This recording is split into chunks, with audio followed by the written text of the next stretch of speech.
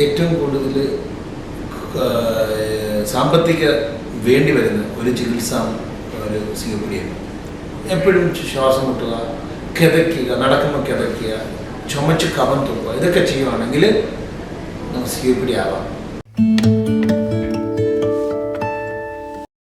COPD എന്ന് പറയുന്നതിനെ കുറിച്ച് പറയുന്നത്, COPD എന്ന് ഉദ്ദേശിക്കുന്നത് ക്രോണിക് ഒബ്സ്ട്രക്റ്റീവ് പൾമണറി ഡിസീസ് എന്ന് പറഞ്ഞാൽ ശ്വാസനാളികൾ എന്നേക്കുമായി ചുരുങ്ങിപ്പോവുകയും ശ്വാസകോശം സ്പോഞ്ച് പോലിരിക്കുന്ന ശ്വാസകോശം ശാഖീതി പോലെ ആകുന്ന ഒരവസ്ഥയാണ്.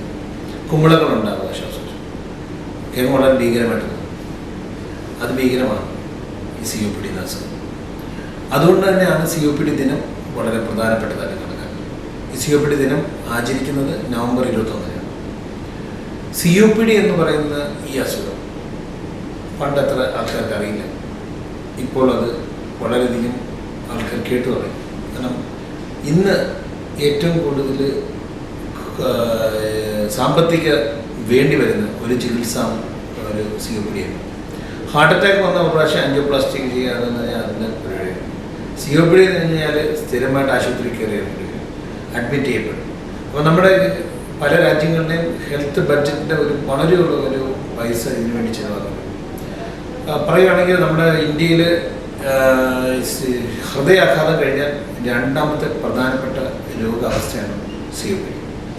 അതുപോലെ തന്നെ 2020 നമ്മൾ 3-ാം സ്ഥാനത്ത് എത്തും എന്ന് വിചാരിച്ചിരുന്ന മരണകാരണത്തിൽ 3-ാം സ്ഥാനത്തെത്തുന്ന COPD ഇപ്പോൾ ഓൾറെഡി വന്നു കഴിഞ്ഞു. 3-ാം സ്ഥാനത്താണ്. ഏറ്റവും കൂടുതൽ രോഗികൾ മരിക്കുന്നത്. ഇപ്പം 2016 ഏകദേശം 8 ലക്ഷത്തോളം ആൾക്കാർ COPD കാരണം ഇന്ത്യയിൽ മരിച്ചു. അപ്പോൾ ഇത് കണക്കാക്കുന്നത് വളരെ ഭീകരാവസ്ഥയാണ്. അപ്പോൾ അതുകൊണ്ടാണ് ഈ 21-ന് ലോകാരോഗ്യ സംഘടന പറയുന്നതനുസരിച്ച് നമ്മൾ COPD ദിനം ആചരിക്കുന്നത്. ഇതിനെക്കുറിച്ച് ജനങ്ങളിലെ ഒരു ബോധവൽക്കരണം നടത്തുക, അതാണ് നമ്മളിപ്പോൾ ഇതിലൂടെ നടത്തുന്നത്. പിന്നെ ഈ COPD രോഗികൾക്ക് എന്തെങ്കിലും ചെയ്യാൻ പറ്റും. അപ്പോൾ നമ്മൾ ഈ പറയുന്ന തീം പറഞ്ഞാൽ never, it's not too early and not too late. സമയം വൈകിട്ടില്ല, നമ്മൾ ഉടൻ തന്നെ പ്രവർത്തിക്കണം. അതാണ് നമ്മൾ പ്രത്യേകതയായിട്ട് COPD ദിനത്തിൽ. ഇപ്പം ഞങ്ങൾ ഇവിടെ ആഷൻ മെഡിസിറ്റിയിലെ പൾമണോളജി വിഭാഗം ഒരു ടീം ഓഫ് ഡോക്ടേഴ്സാണ്. ഞങ്ങൾ കഴിഞ്ഞ ആസ്മ ദിനത്തിൽ മറ്റൊരു ശ്വാസം ഉണ്ടാകുന്ന ആസ്മ ദിനത്തിൽ ഒരു 24 KSRTC ബസ് സ്റ്റാൻഡിൽ കേരളത്തിലുടനീളം എല്ലാ ജില്ലയിലും 24-ാം തീയതി 24 ഞങ്ങൾ ശ്വാസകോശ ടെസ്റ്റ് നടത്തി ലോക റെക്കോർഡ് സ്ഥാപിക്കുന്നുണ്ട്. ഇതിൽ നിന്ന് മനസ്സിലാക്കിയത്, ഞങ്ങളൊരു 7,000-8,000 ആൾക്കാരെ സ്ക്രീൻ ചെയ്ത് മനസ്സിലാക്കിയത് ഏകദേശം 20-30% മുതലും 50% വരെ ആൾക്കാർക്ക് ശ്വാസമുട്ടലുണ്ടെന്ന് അവരെ തന്നെ വെളിപ്പെടുത്തി ടെസ്റ്റ് ചെയ്യുമ്പോഴും അതുപോലെ ഉണ്ട്. സാധാരണ സഭകളിൽ 7%, 10% മുതിർന്നവരുണ്ട്. ഇത് വളരെ കൂടുതലാണ്. അപ്പോൾ ഇത് കാണിക്കുന്നത് നമുക്ക് വളരെ ബുദ്ധിമുട്ടുണ്ടെന്നുള്ള അസുഖം.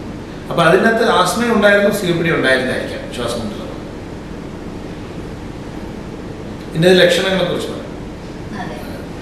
അപ്പോൾ പലർക്കും COPD എന്നൊക്കെ എന്താണെന്നുള്ളൊരു എന്താണ് COPD ചുമ്മാ 4 അക്ഷരം പറഞ്ഞ് മനുഷ്യനെ പേടിപ്പിക്കുകയാണ്. അത് ഒരു പ്രധാനപ്പെട്ട ലക്ഷണം എന്ന് പറയുന്നത് കിതപ്പാണ്, ചുമ. അപ്പോൾ ഒരു 35 വയസ്സിന് മേൽ പ്രായമുള്ള ഒരാൾ എപ്പോഴും ശ്വാസം മുട്ടുക, കിതയ്ക്കുക, നടക്കുമ്പോൾ കിതയ്ക്കുക, ചുമച്ച് കഫം തുപ്പുക, ഇതൊക്കെ ചെയ്യുവാണെങ്കിൽ നമുക്ക് COPD ആവാം. ഒരു കാര്യമാണ്. അപ്പോൾ നമ്മൾ അടുത്ത ചോദ്യം ചോദിക്കും, ഇവർ പുകവലിക്കുന്നുണ്ടോ? 35 വയസ്സിന് മേൽ പ്രായമുള്ള ഒരാൾ, കുറേ നാൾ പുകവച്ചിരുന്ന ആൾ ഇങ്ങനെ കിതച്ചാൽ ഏകദേശം 90% ഉറപ്പാണ് ഇത് COPD ആയി. പണ്ട് നമ്മൾ ഈ 35 അല്ല 50-60 വയസ്സ് മതി. ഇപ്പം അതിന് മുമ്പേ കണ്ടു തുടങ്ങി. കാരണം നമ്മുടെ കാലത്ത് പുകവലിക്കുന്ന ആൾക്കാർ റിട്ടയർ ചെയ്ത് കഴിയുമ്പോഴത്തേക്ക് ശ്വാസം മുട്ടലാണ്. അതുവരെ ഒരു കുഴപ്പമില്ല, എല്ലാം ചെയ്തുകൊണ്ടിരിക്കും. പിന്നെ വീട്ടിൽ പോയി പിന്നെ അതിന് നടക്കാൻ ബുദ്ധിമുട്ടായി, കിതപ്പായി, അത് COPD ആയി, അവർക്ക് ഓരോ അസുഖങ്ങൾ വന്ന് ഓരോ മരണപ്പെടുകയാണ്. അപ്പോൾ ഇതിൻ്റെ ഒരു പ്രധാനപ്പെട്ട ലക്ഷണം എന്ന് പറഞ്ഞാൽ ചുമയും കിതപ്പും. അതുകൊണ്ടാണ് ഇവിടുത്തെ പ്രശ്നം. അങ്ങനെ സംഭവിച്ചു കഴിഞ്ഞാൽ അവർക്ക് ദൈനംദിനം ജോലി ചെയ്യാൻ പറ്റില്ല. ആ പ്രായമൊക്കെ ആകുമ്പോഴത്തേക്ക് ചിലപ്പോൾ മക്കളൊക്കെ കല്യാണം കഴിച്ച് അവർക്ക് കൊച്ചുങ്ങളൊക്കെ ആകും. ആ ഒരു കൊച്ചിനെ ഒന്ന് എടുക്കാൻ പോലും അവർക്ക് പറ്റില്ല. പിന്നെ എന്നും കിതപ്പും കഫക്കെട്ടുമായിട്ട് ചുമച്ച് കഫം തുപ്പുക, കിതച്ചിരിക്കും. കുറേ കഴിയുമ്പോൾ അത് ഭയങ്കര ബുദ്ധിമുട്ടായിട്ട് ദൈനംദിന കാര്യങ്ങൾ പോലും ചെയ്യാൻ ബുദ്ധിമുട്ടായിട്ടുണ്ട്. ഇതാണ് ലക്ഷണം.